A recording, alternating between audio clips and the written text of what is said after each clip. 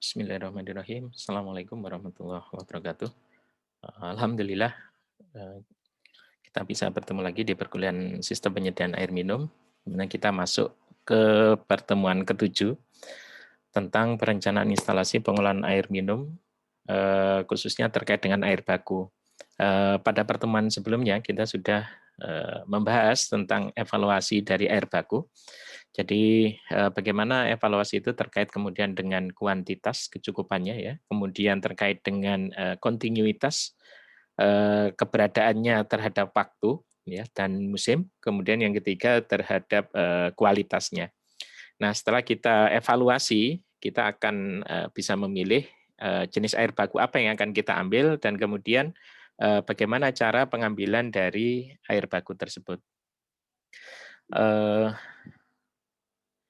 Ya, ini jadi kemarin sudah saya sampaikan bahwa pertemuan 6 dan 7 adalah terkait dengan air baku, ya, sementara pertemuan sebelumnya terkait dengan proyeksi kebutuhan air minum. Sebagai pengingat kembali, jadi kalau kita lihat di sini kita mempunyai sungai, ini kebetulan contohnya adalah contoh intake untuk air sungai ya, kemudian ada pengambilan di sini, kemudian ada kemungkinan transmisi, penggunaan transmisi, sampai kemudian kita olah air itu di instalasi pengolahan air minum atau IPA. Oke, coba akan kita lihat nanti jenis-jenis air baku, kemudian air baku air sungai, kemudian mata air, kemudian juga air tanah pengambilannya. Nah, yang jelas adalah pada saat kita melakukan pemilihan terhadap air baku dan juga lokasi pengambilannya, maka mau tidak mau kita harus melakukan kegiatan lapangan, yaitu tinjauan langsung terhadap kondisi aliran air, kalau itu air permukaan ataupun kondisi mata air. Nah, di dalam kegiatannya mungkin kita bisa dibantu dengan drone seperti yang sudah dijelaskan di pertemuan sebelumnya, tetapi bagaimanapun juga untuk satu trace atau apa namanya itu pemilihan jalur dari perpipaan transmisi misalnya saja nanti terkait dengan air baku, maka mau tidak mau kita harus melakukan kegiatan lapangan, ya, sekaligus untuk melihat bagaimana atau di mana sebenarnya nanti konstruksi itu bisa kita bangun untuk intake-nya. Jadi untuk referensi ya terutama akan kita gunakan nanti dari SNI ya terkait dengan pengambilan air baku dan juga sumur bor. Nah, beberapa definisi ini saya ambilkan dari SNI. Yang pertama adalah tentang bangunan air baku itu sendiri atau intake. Jadi bangunan intake adalah bangunan atau konstruksi penangkap air. Ya, di sini ada penangkap air yang dibangun pada satu lokasi yaitu sungai, ya, mata air ataupun air tanah dengan segala perlengkapan yang dipergunakan sebagai tempat untuk pengambilan air tersebut guna penyediaan air minum. Kemudian nanti kalau airnya adalah berupa mata air atau ground chaptering, jadi di sini bangunan atau konstruksi itu melindungi sumber mata air terhadap pencemaran yang dilengkapi dengan bak penampung. Ya, jadi istilah ini nanti banyak kita gunakan di dalam pengambilan air berupa mata air. Kemudian ada bendung. Bangunan konstruksi ditempatkan dengan arah melintang aliran air dengan maksud untuk meninggikan muka air dan menampung air dalam jumlah yang terbatas atau kecil.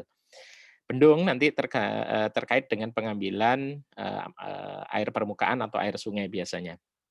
Kemudian ada pipa fleksibel, yaitu pipa dari bahan elastis bertujuan untuk meredam atau mereduksi getaran. Kemudian ada pipa pengumpul atau pipa kolektor, yaitu pipa yang digunakan dengan lubang-lubang pemasukan berupa perforated yang berfungsi sebagai penangkap pengumpul air pada lapisan bawah permukaan tanah.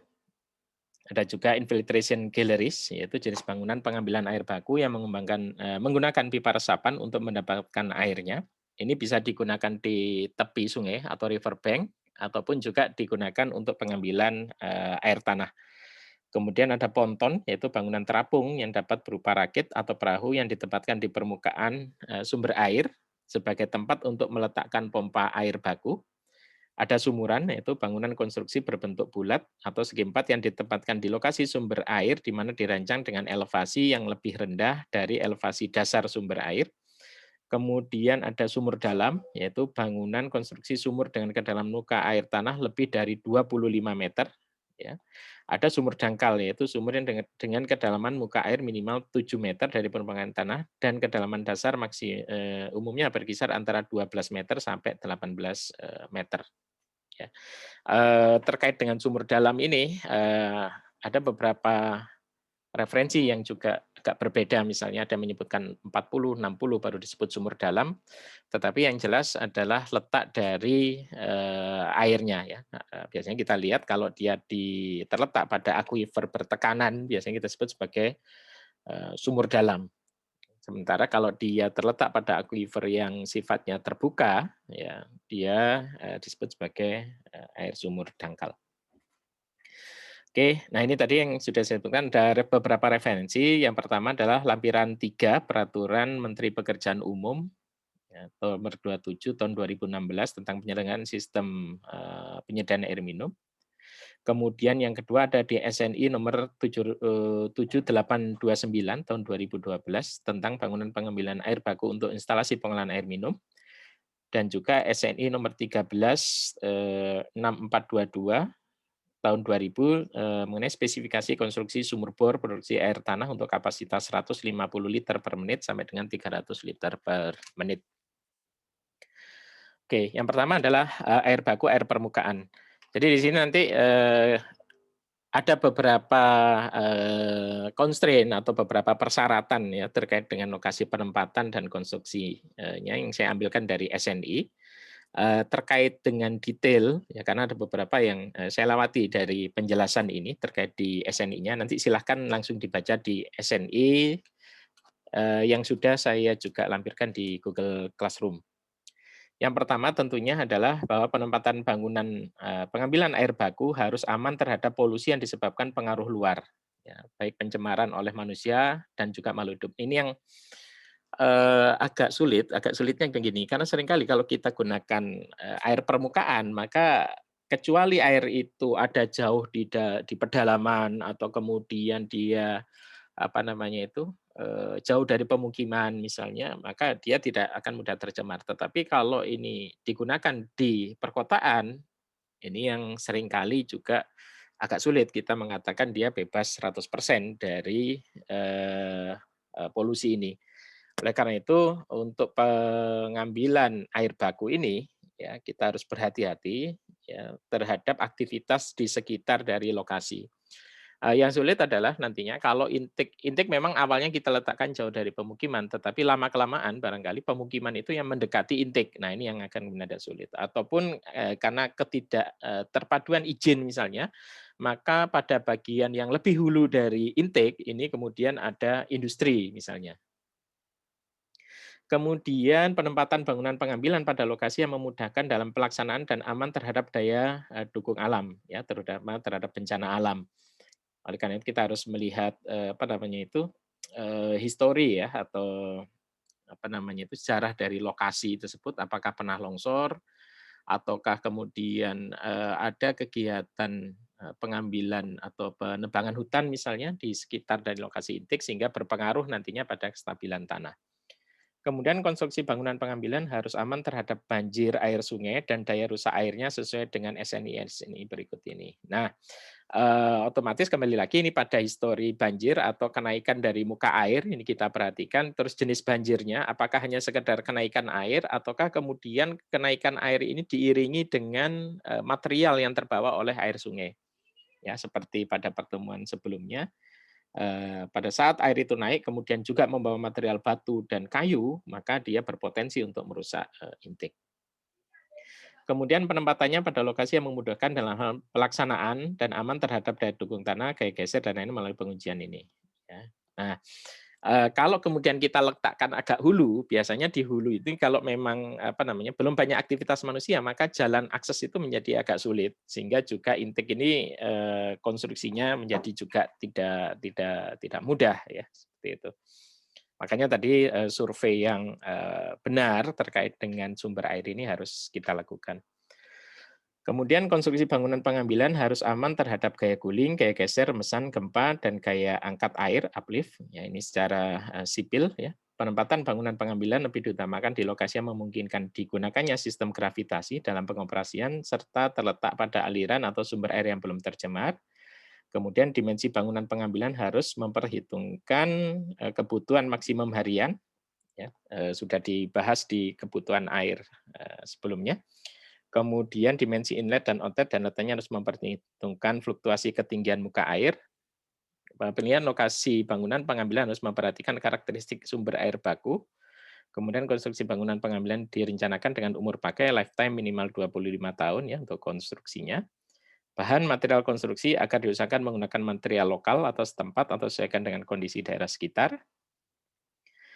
Intinya di sini pemahaman terhadap karakteristik air baku itu menjadi sangat penting sekali. Karakteristik air baku berupa level maksimum, level minimum, kemudian debit maksimal, debit minimum air sungai, ya, kemudian bentuk alirannya, kemudian arah alirannya, arah aliran di sini apakah kemudian alirannya hanya satu arah ataukah kemudian dia bercabang pada saat kemudian terjadi air dengan debit yang lebih tinggi misalnya. Kemudian lokasi penyadapan ditempatkan pada salah satu sisi tebing yang relatif sejajar dengan tebing sungai lainnya dengan alur sungai lurus serta aliran yang stabil. Kemudian ditempatkan pada ketinggian muka air rata-rata atau lebih rendah dengan tinggi muka air pada saat musim kering minimal 2 meter. Pada kondisi air muka air pada saat musim kering kurang dari 2 meter, ini sebaiknya dibuat sumuran. Nah, lagi-lagi di sini adalah kita melihat karakteristik dari aliran sungai tinggi muka air sungai ini. Dasar sumber air pada titik penyadapan tidak berubah secara drastis akibat proses erosi atau sedimentasi. Ya, jadi begini beberapa kondisi yang ada ya. Jadi misalnya saja ada kemungkinan misalnya saja apa namanya itu air limbah masuk di sungai. Nah, maka kita harus lihat bagaimana proses dispersi atau sebaran dari pencemar ini.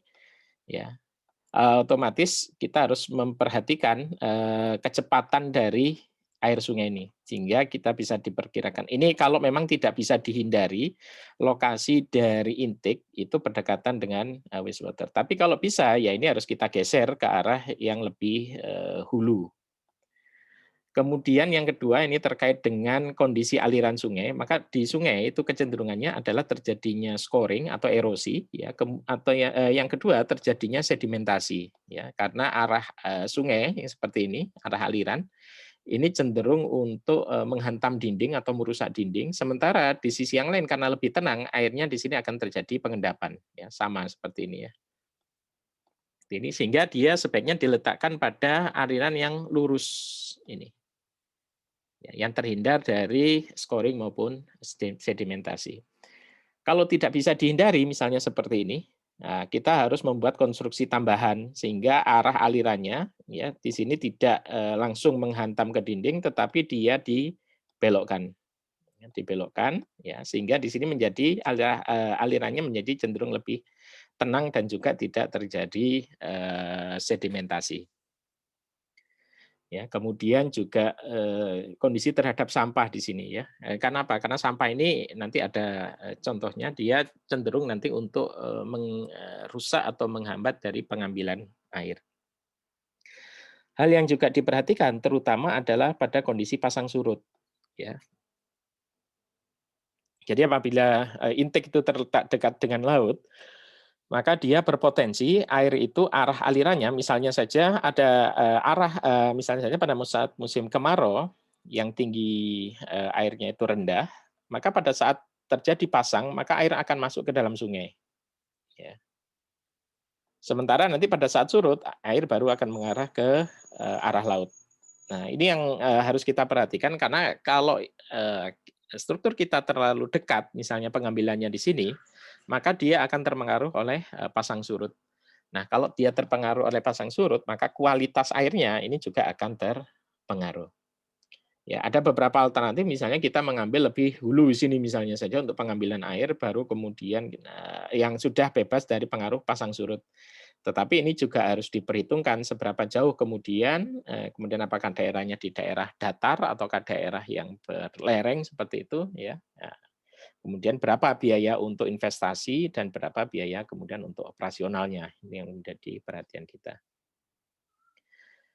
Nah, kalau kita mengacu pada SNI 7829 tahun 2012, maka secara umum ada 5 macam jenis pengambilan, yaitu pengambilan bebas. Pengambilan bebas nanti ada 2, yaitu dengan menggunakan pintu air dan tanpa pintu air. Kemudian pengambilan dengan bendung, ya, jadi kombinasi antara bendung dan bangunan sadap atau intake. Kemudian dengan ponton, ya, bangunan apung. Kemudian dengan jembatan. Kemudian dengan saluran resapan atau infiltration galleries. Ya, ada bentuk yang lain nanti yang mungkin bisa dimasukkan di dalam bebas, ya, ataupun bendung juga bisa, ya, ataupun mungkin juga mirip dengan jembatan juga, yaitu model sumuran. Oke, ini penjelasan yang tadi ya, karena di dalam referensi terkait dengan intake ini ada beberapa yang dapat kita gunakan. Ya, yang jelas yaitu tadi bahwa minimal kita ikuti apa yang sudah ada di SNI. Ya, minimal mengikuti SNI. Ini penjelasan yang lain ini dari apa namanya itu dari materi dari Delft. Nah, kalau dilihat misalnya saja ini ada bangunan tambahan di sini disebut storage reservoir. Storage reservoir ini penting ya apabila kemudian terjadi fluktuasi baik kualitas maupun fluktuasi dari kuantitas air yang mengalir di sungai. Ya. Jadi storage ini, reservoir ini dapat berfungsi sebagai bak prasedimentasi sebenarnya di sini. Ya. Tapi kalau kemudian kita fungsikan sebagai bak prasedimentasi, maka mau tidak mau kita harus siapkan juga untuk pengambilan lumpurnya. Nah, ini kelebihan apa namanya itu dan kekurangan dari tiap-tiap model ini pengambilan ya. Akan nanti dibaca detailnya. Nah, kita lihat misalnya pada pengambilan bebas ya. Ini sungai, kemudian di sini ada tanggul ya. Kemudian diharapkan air itu akan berbelok ya. Kemudian di sini ada screen ya, kemudian ada pompa-pompa di sini. Nah, pengatur ini pintu air kita letakkan di sini penstoknya apa namanya itu ya pintunya ya, pintu airnya kita letakkan di sini. Ya, kemudian di bagian atas ini ada grill untuk apa namanya lubang periksa ya. Kemudian di sini apa namanya itu untuk pipa headernya. Artinya aku apa namanya itu pipa pengumpul dari masing-masing submersible ini. Ya. Ini kalau kita lihat potongan satunya ya, ini harus tetap kita apa namanya itu identifikasi untuk apa namanya muka air maksimal dan muka air rata-ratanya ya di sini. Seperti ini kemudian letak dari submersible pump-nya ini tidak rata tetapi dia agak turun ya seperti ini.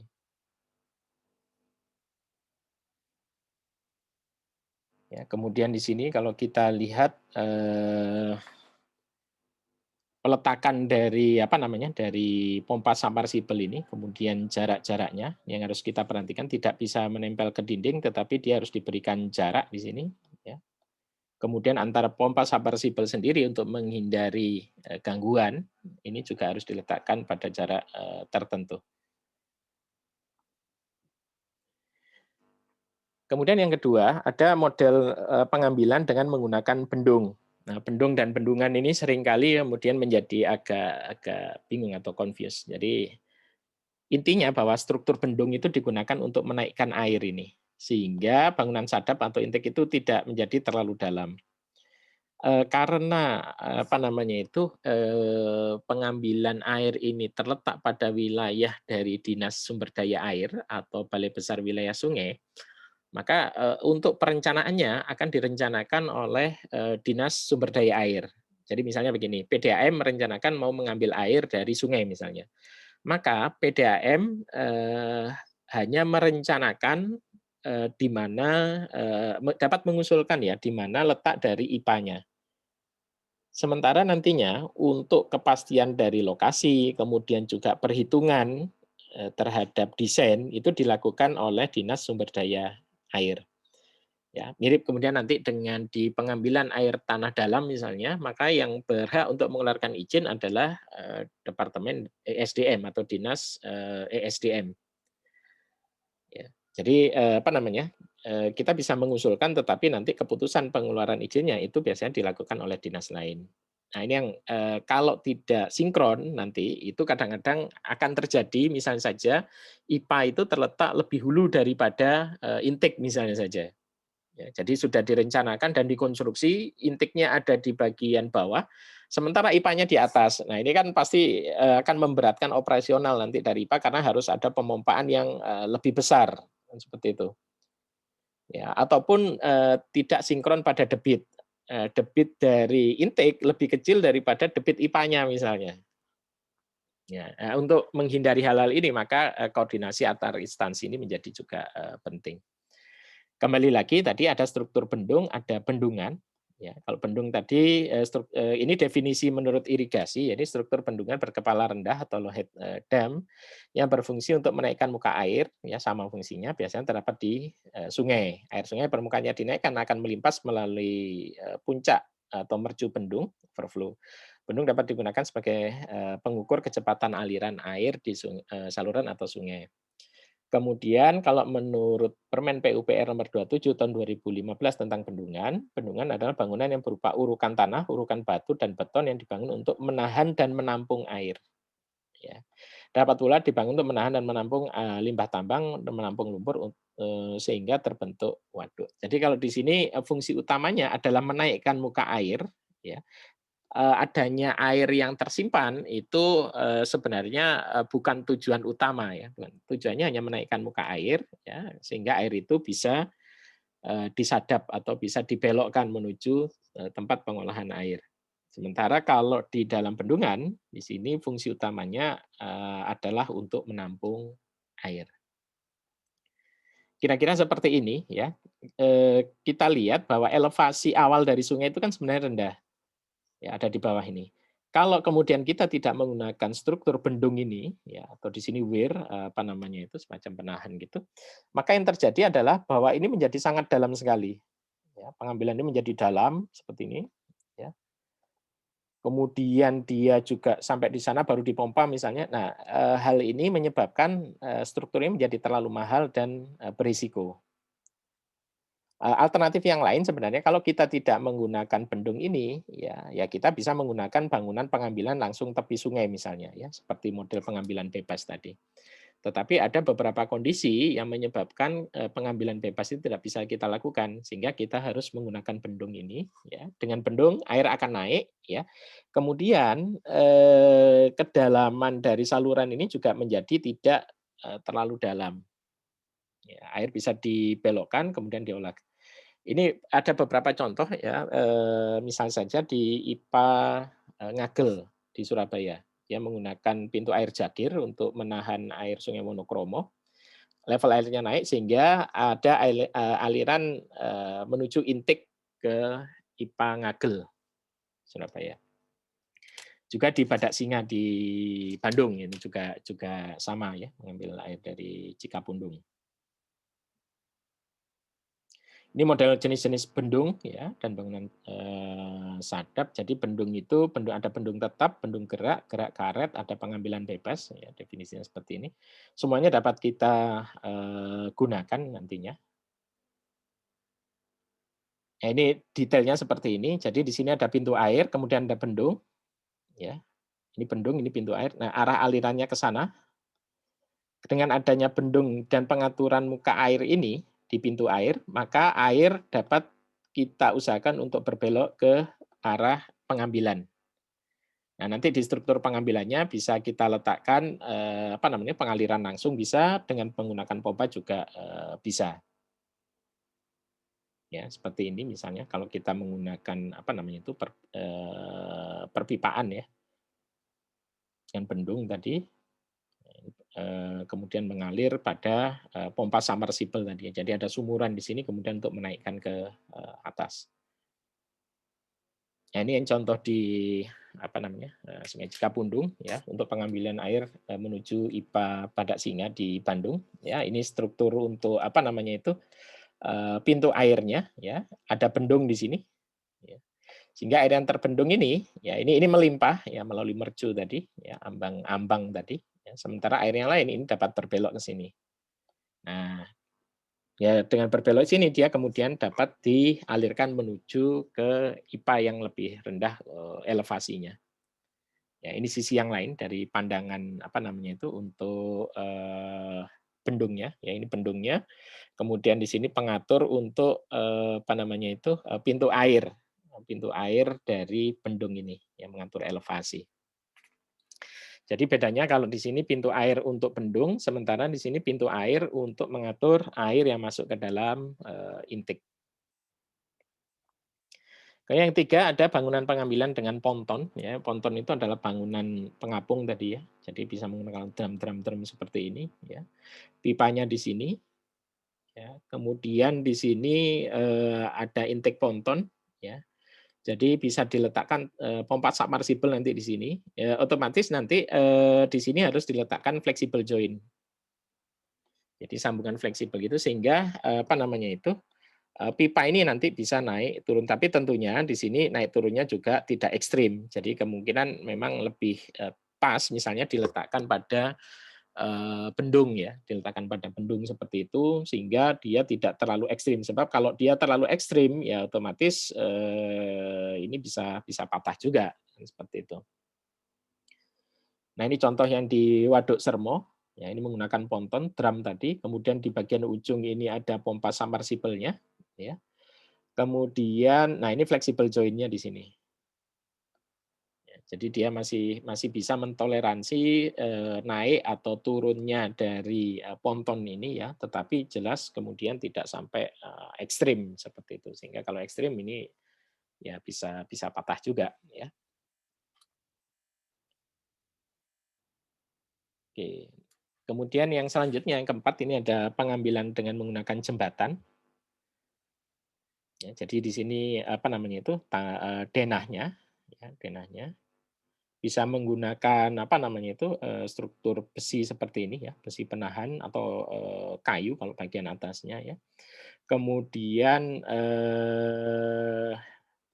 ini untuk pompa submersible-nya ya, di bagian ujung ini. Nah, ini biasanya kemudian dilindungi dengan screen ya, supaya tidak terkena hantaman kayu ataupun sampah ya yang terbawa juga dengan aliran aliran sungai ya seperti ini. Oke, ini pipanya dari bagian atas seperti ini. Ya. Nah, ini contohnya dari apa namanya itu jembatan intake jembatan ya. Jadi kalau dilihat ini ada screen ya, kemudian di sini struktur apa namanya itu penunjangnya. Ya, kemudian di sini terlihat ada apa namanya itu pipa discharge dari pompa. Ya. Ini rentan kemudian apabila ada sampah seperti ini. Ya. Nah seperti ini, maka mau tidak mau di sini harus diletakkan screen ya, seperti itu. Sementara di sini ada pompa-pompa submersible yang bekerja. Kemudian yang selanjutnya ada dengan infiltration galleries. Ya, dibuat di tepi sungai seperti ini atau mirip nanti juga dengan riverbank, hanya riverbank tidak menggunakan apa namanya itu pipa-pipa yang diletakkan secara horizontal ini ya, tetapi ada struktur yang dibuat berongga di sini sehingga air sungai itu bisa masuk ke dalam sumur pengumpul. Hanya saya memang resikonya adalah kalau kualitas dari air bakunya itu terlalu keruh, maka infiltration gallery ini akan mudah untuk tersumbat. Begitu tersumbat, kemudian dia menjadi sulit untuk mengalirkan air. Ya, jadi di sini harus kita perhatikan baik-baik, terutama kualitas dari air, kekeruhannya ya, kekeruhannya, terutama pada saat musim penghujan. Nah, kemudian ada yang tadi dengan sumuran ya, sumuran ini seperti ini. Jadi ini sumur, kemudian dengan pemompaan, kemudian air tidak melalui aliran bebas, tetapi dia biasanya dialirkan dengan menggunakan pipa yang dipasang strainer atau saringan di bagian depannya.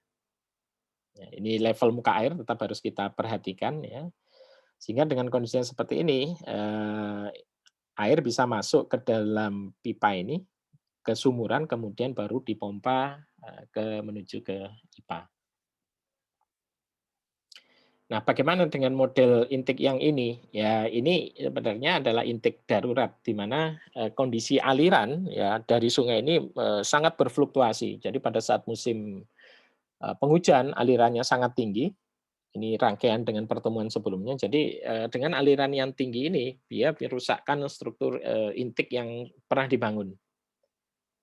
Nah, otomatis kalau yang seperti ini jelas bukan intake yang standar, tetapi ini model intake-intake yang sifatnya darurat saja, ya. Karena dia sangat mudah untuk terkontaminasi, ya, walaupun letaknya agak di hulu dari sungai.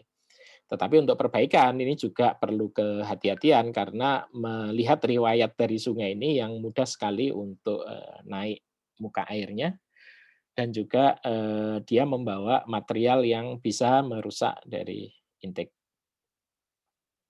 Ini beberapa pelengkap tadi sudah juga dijelaskan, ada screen misalnya, ya.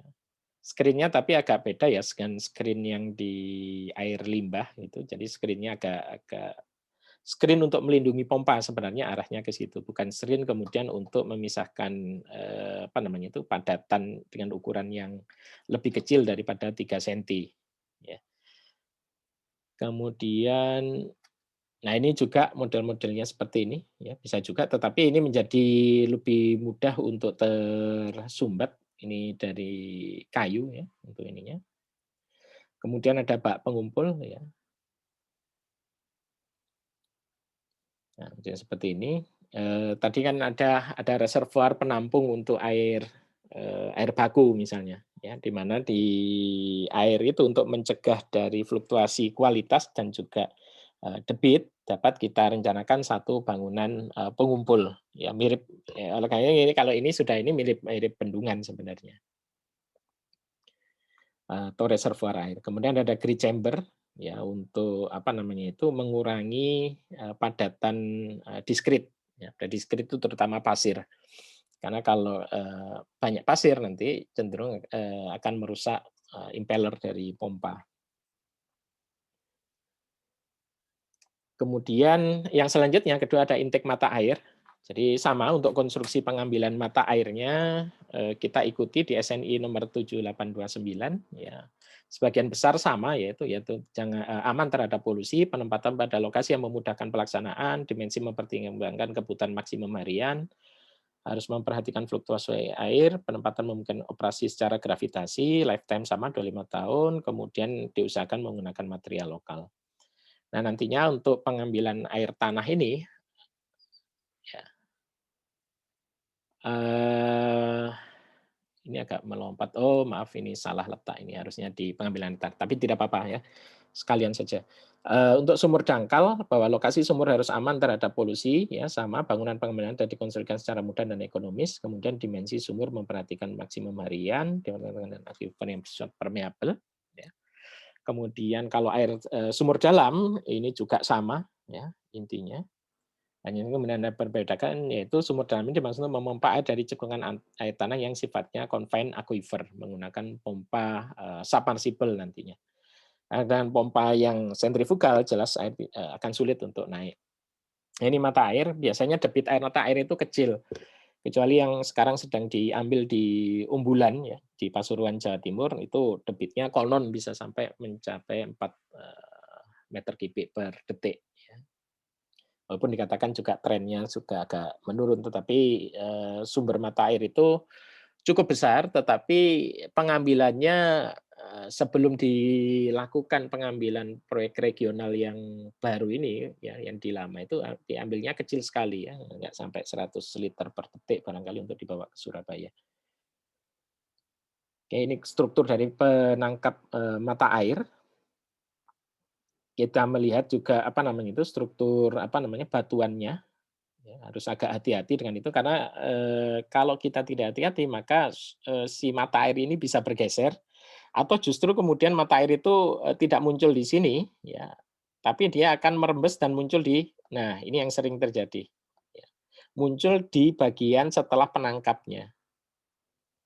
Ya, terutama kalau kemudian apa namanya itu head loss dari yang baru ini lebih kecil ya daripada yang lama ini. Karena dengan penambahan struktur akan ada kemungkinan penambahan dari kehilangan tekanan ya karena pengambilan tekanan kehilangan tekanannya lebih besar maka air cenderung untuk mencari yang lebih kecil sehingga dia menerobos ini ya untuk mencapai mata air yang baru. Nah, kalau sudah keluar di sebelah luar dari penangkap ya ini tidak ada gunanya nantinya. Ya. Makanya kemudian di sini ada bangunan untuk pengambilan misalnya dan ada penampung. Ini biasanya kemudian dibedakan untuk lebih hati-hati seperti itu. Ya, karena bangunan pengambilan nanti sifatnya menjadi lebih apa ya, lebih fleksibel gitu ya, sehingga air tidak bergeser. Baru kemudian itu ditampung kemudian dipompa untuk lebih aman. Ini yang sifatnya langsung ya. Jadi dari bangunan pengambilan air baku di mata air, kemudian langsung diambil, dibawa ke hidran umum. Ya. Sedangkan yang ini sifatnya tidak langsung, jadi ada pemompaan dulu. Ya, melihat kondisi dari pengguna ya. Nah ini contoh untuk model-model yang lain, ya, pengambilan dari mata air baku, dari mata air, ya, digunakan pengukur dan seterusnya ini. Mohon maaf ini gambarnya kurang jelas, tapi ini diambil dari standar untuk PAMSIMAS. Ya, bisa dilihat di sana, ya. Ini apa namanya itu? Apa saja yang ada di sini ya. Jadi kondisi pengambilan ini tidak terlalu banyak diganggu. Ya. Yang kita rencanakan dengan struktur itu justru pada penampungannya. Ya, kalau ini banyak kita ganggu, maka air kemungkinan akan hilang atau bergeser karena seringkali munculnya mata air itu di dinding, tidak dari dasar, ya, seperti itu. Oke, ini masih. Nah, ini contoh pengambilan untuk mata air. Kebetulan ini diambil saat musim kemarau, ya, sehingga debit airnya menjadi kecil sekali. Nah, kecilnya mata air ini juga kemungkinan karena adanya kerusakan pada bagian pengambilan daerah tangkapan airnya atau catchment areanya. Nah, catchment ini dia membutuhkan hutan seperti itu yang cukup banyak tegakan pohonnya ya sehingga airnya juga menjadi lebih lambat alirannya. Nah, karena dia lebih lambat, dia masuk ke dalam tanah ya sehingga dia bisa keluar nantinya sebagai mata air. Tetapi kalau kemudian catchment areanya rusak, yang terjadi adalah kebanyakan nanti air ini akan mengalir di permukaan ya run off-nya lebih besar daripada infiltrasinya sehingga yang terjadi adalah mata airnya ini hilang. Ya, tapi biasanya tangkapannya ini besar gitu ya, tangkapannya besar sehingga tidak mudah misalnya dengan penanaman dalam luasan yang kecil ini bisa mengembalikan debit dari mata air. Kemudian dari air tanah ya, air tanah dangkal dan dalam tadi penjelasannya di depan tadi ya. Jadi intinya kalau dari dangkal itu yang seperti ini di unconfined ini, unconfined aquifer, maaf ini bisa di atas ini ya, di atas aquifer. Sementara yang dalam ini terletak di confined aquifer.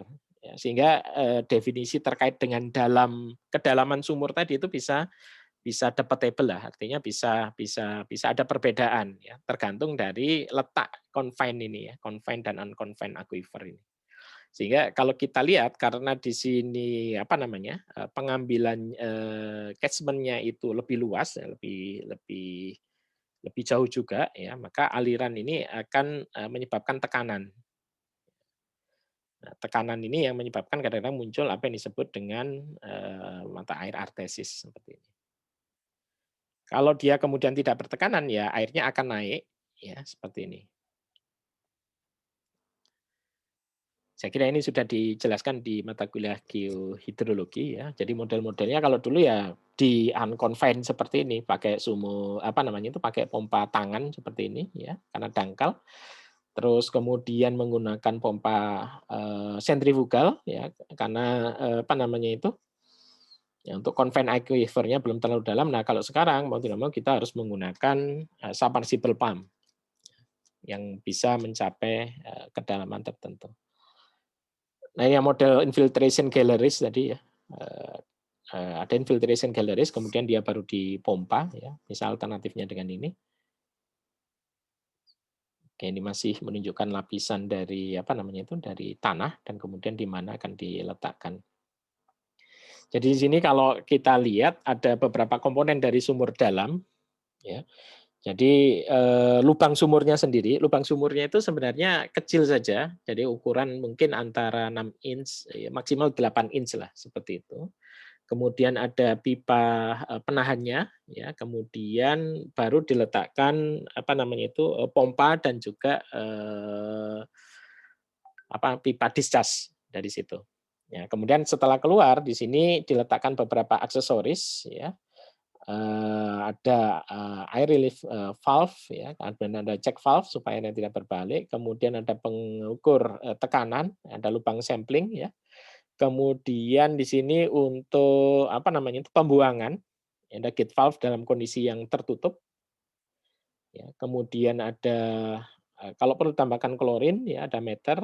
Ini ke distribusi ini kalau langsung distribusi. Nah, tapi kalau dia tidak langsung distribusi, barangkali ini bisa dihilangkan dulu.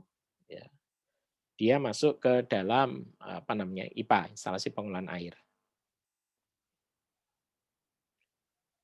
Ini lapisan-lapisan tanah ya kita di pertemuan sebelumnya sudah kita lihat bagaimana cara mencari dari apa namanya itu potensi air tanah dalam ini. Ya, ini tidak mudah karena ya, lokasinya itu lokasi geologis itu kan sulit untuk kemudian dilihat dengan pasti dan dia mudah kemungkinan bisa berubah dalam jarak sekian meter seperti itu. Hingga kadang-kadang rumah yang bersebelahan itu kondisi sumurnya juga bisa berbeda-beda. Ya. Karena apa namanya itu model dari lapisan geologis itu tidak tepat seperti yang kita dapatkan dari citra geolistrik misalnya saja. Ada juga kalau saudara lihat misalnya di YouTube ada yang menggunakan metode tradisional, entah menggunakan ranting pohon atau menggunakan kelapa dan seterusnya. Nah itu ya antara ada dan tiada lah ya. Karena apa? Karena kalau kita secara engineering ya kita model pendekatannya engineering. Walaupun kadang-kadang itu kalah dengan yang pendekatan tradisional. Nah karena itu mungkin tantangan bagi kita bagaimana penjelasan secara lebih rasional terkait dengan pendekatan-pendekatan tradisional ini untuk pencarian air. Nah jadi kalau kita lihat ini sumurnya ya. Sumur dari apa namanya itu sumur dalam, kemudian ini adalah pompa submersible-nya. Ya. Kemudian di sini adalah terlihat yang kecil ini adalah kabel listrik ya untuk sumber daya dari pompa submersible ini, sementara yang lebih kecil ini adalah pipa discharge-nya. Ya, ini dimasukkan ke dalam casing ini ya sekian meter, ya. Kemudian airnya nanti akan dipompa. Ini juga terlihat kali ini di Gunung Kidul ya, beberapa sumur dalam yang digunakan. Kemudian, nah ini adalah pipa transmisinya. Ya. Bisa dilihat berapa meter di sini beda tinggi ya antara lokasi dari pengambilannya sumurnya dengan kemudian nanti distribusi transmisi, mohon maaf. Nah, dari pengambilan sumur dalam tadi bisa kemudian diletakkan pada dimasukkan terlebih dahulu di reservoir. Nanti kalau memang langsung distribusikan tentunya ada reservoir pembagi, ya reservoir distribusi. Kalau reservoirnya reservoir yang menuju ke mana itu ke IPA ya reservoir transmisi ya. Dan kadang-kadang kita perlukan bak pelepas tekan karena mungkin tekanannya menjadi terlalu besar ya. Nah, ini juga harus jadi pemahaman terhadap elevasi dari pengaliran air ini menjadi penting sekali untuk apa namanya diperhatikan. Nah, ini yang agak berbeda, ini proyek sumur Bribin, Gua Bribin, maaf, Gua Bribin. Jadi Gua Bribin sebenarnya digunakan oleh PDAM Gunung Kidul ya dengan sistem Bribin. Sebelumnya digunakan pemompaan langsung. Ini kita gunakan ilustrasinya saja. Jadi dari air permukaan muka air di gua ini ya digunakan pompa-pompa pompa sentrifugal ya, kemudian dipompakan langsung untuk distribusi di masyarakat. Nah, tetapi kalau ini kita pompakan langsung, ini biayanya terlalu mahal. Ya, pada tahun 2008 sekitar 30 juta per bulan harus dikeluarkan PDM hanya sekedar untuk memompakan air ini. Ya, hanya untuk tanpa ada treatment. Nah, oleh karena itu ada satu ide, bagaimana kalau kemudian air di gua itu kemudian dibendung, bendung seperti ini, sehingga airnya akan naik. Nah, pada saat air ini naik, air itu digunakan nanti untuk memutar turbin. Begitu turbin ini berputar, maka energinya bisa digunakan untuk menaikkan air. Tanpa harus kemudian turbin ini dikonversikan atau, diubah ke listrik terlebih dahulu. Jadi dari turbin langsung kemudian ke pompa tanpa harus, masuk ke, penghasil listrik terlebih dahulu. Karena kalau kita melalui konverter listrik terlebih dahulu maka, apa namanya itu, loss atau kehilangan energinya menjadi lebih besar. Nah, ini yang kemudian dilakukan ya, dikonstruksi bahwa di dalam gua ini dilakukan, semacam bendung, dibuat bendung, kemudian di sini pipa-pipanya. Nah, pipa-pipanya tadi digunakan turbin. Ya, kemudian, turbinnya digunakan untuk menaikkan air. Kedalamannya berkisar antara 90 sampai 100 meter di Bribin, dengan debit kalau tidak salah waktu itu desainnya 60 liter per detik. Dan ini dicoba dan memang, berhasil air ini digunakan tanpa harus menggunakan energi yang cukup besar. Model yang lain intake, air laut ya, ini, kalau kita terpaksa menggunakan air laut, ya ya, kita gunakan, pipe gallery sebenarnya, di posisi di mana air laut tidak terlalu banyak, tercemar. Dan kemudian karena di laut itu kebanyakan adalah pasir, maka, relatif di sini menjadi, lebih mudah. Kecuali nanti kalau, jenis pantainya adalah pantai-pantai berlumpur. Nah, ini yang kemungkinan kita harus meletakkan pipa kita itu menjadi lebih, dalam ya, di laut, seperti itu. Ya, gunakan infiltration gallery ya, kemudian dia, dipompakan, naik seperti ini. Bisa juga, menggunakan apa namanya itu, beda beda tinggi, jadi artinya sumurnya ini lebih lebih dalam gitu ya, baru kemudian nanti dipompa ya, alternatifnya jadi seperti itu. Nah, beberapa hal yang kemudian bisa kita lakukan, terkait dengan intake, bahwa intake ini kita kembangkan tidak hanya sekedar untuk pengambilan air, tetapi intake ini juga menjadi bagian dari pengolahan. Nah, oleh karena itu, kemudian kita bisa memanfaatkan apa yang disebut dengan SCADA. SCADA itu Supervisory, Control and Data Acquisition, pada unit air baku. Ini adalah sistem kendali biasanya di industri dulu ya, berbasis komputer yang dipakai untuk pengontrolan suatu proses. Nah, sekarang kalau di PDAM ini sudah menggunakan SCADA, ini misalnya saja di PDAM Jambi ya, di unit Broni. Kalau kita lihat di sini ada bagian intake, kemudian di intake ini sudah bisa dikontrol apa saja yang harus diberikan di awal.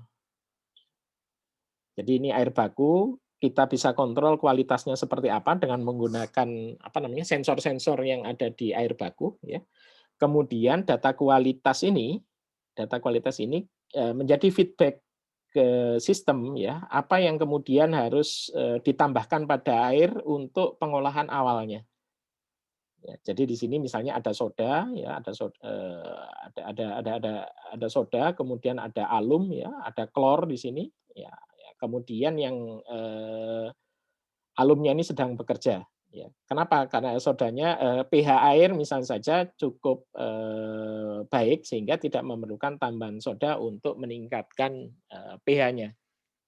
Jadi di sini, kontrol itu sudah, otomatis sehingga juga, meringankan kerja dari operator dan apa namanya itu, menjadi, lebih mudah untuk dikontrol. Nah, hanya saja memang di sini, menggunakan alat-alat yang, sensor, kemudian juga apa namanya itu, alat kontrol yang kadang spare part-nya itu tidak mudah didapatkan di, daerah. Ya, dengan kondisi yang, seperti ini, kalau terjadi kerusakan ya otomatis kembali lagi ke sistem yang, manual. Kemudian yang kedua adalah terkait, pipa transmisi untuk air baku. Jadi misalnya ini juga masih di Jambi ya contohnya. Jadi di sini adalah untuk intake. Kemudian di sini adalah untuk IPA-nya. Ya, jadi kalau di sini ya, ini di Aurduri. Jadi di sini untuk IPA-nya, lokasi IPA, di sini lokasi pengambilan. Nah, kita harus mencoba untuk melihat jalur mana yang akan kita gunakan. Ya, biasanya ada beberapa alternatif jalur yang digunakan ya. Bagaimanapun juga jalur transmisi ini harus mengurangi sebanyak mungkin gangguan ya, menghindari sebanyak mungkin gangguan. Ya, karena ini juga menyangkut biaya nantinya, biaya pipa transmisi ini misalnya kita harus melewati jalan dan jalan itu harus dibongkar misalnya untuk pipa, tentunya di sini kan membutuhkan biaya. Apalagi nanti kalau melewati pekarangan atau rumah orang misalnya. Nah, ini juga harus apa namanya menimbulkan biaya tambahan. Sehingga alternatif-alternatif ini bisa kita apa namanya kita cari ya, jalur mana yang memberikan biaya yang paling kecil.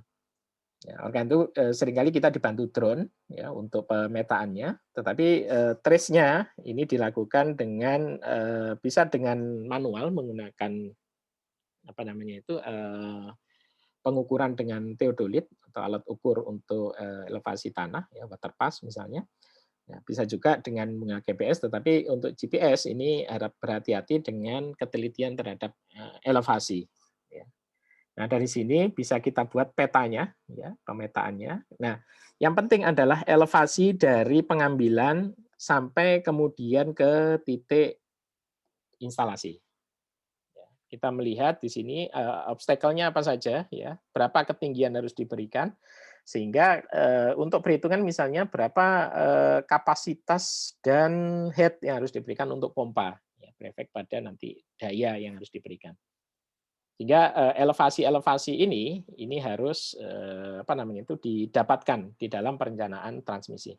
Kalau kemudian IPA-nya diletakkan di sebelah, ya ini tidak terlalu rumit ya. Tetapi kalau kemudian dia karena existing-nya sudah jauh misalnya, maka perpipaannya juga agak jauh. Nah, ini yang kita harus melakukan pengukuran terlebih dahulu.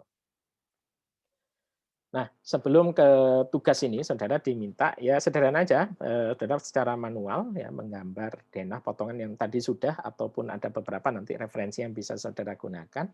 Kemudian saudara sebutkan nanti bagian-bagiannya digambar secara manual.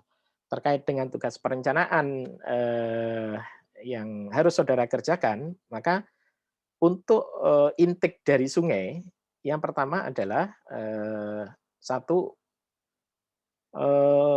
perencanaan itu lebih penting daripada perhitungan. Ya, saudara harus merencanakan dulu jenis intake saudara itu apa.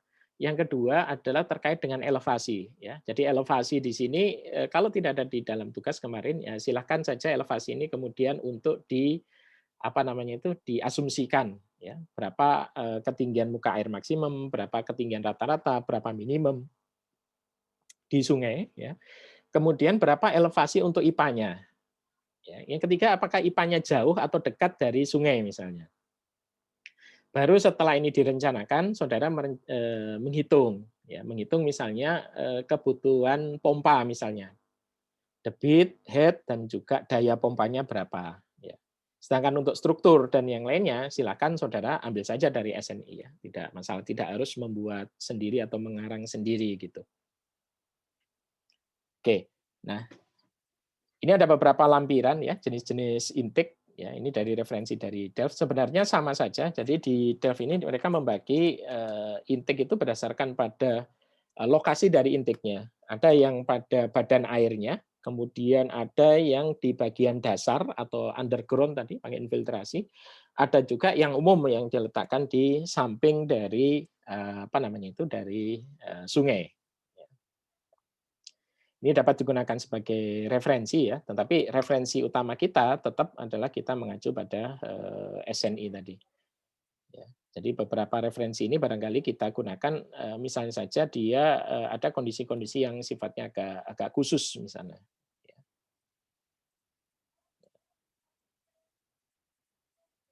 Ini beberapa model dari intake ya, model ada penempatan juga ya, dapat kita kita gunakan mirip ya dengan ini yang model mirip dengan model sumuran tadi. Kemudian ada intake apa namanya itu jembatan ya dan seterusnya ya sebagai referensi tambahan. Oke, barangkali sampai di sini untuk pertemuan ke-7 kita. Ya, harapannya adalah, semakin jelas bagaimana cara pengambilan dari air baku ini dan dapat saudara manfaatkan nanti di dalam pengerjaan tugas perencanaan saudara. Terima kasih atas perhatiannya. Kita akhiri dengan hamdalah. Alhamdulillahirabbil alamin. Assalamualaikum warahmatullahi wabarakatuh.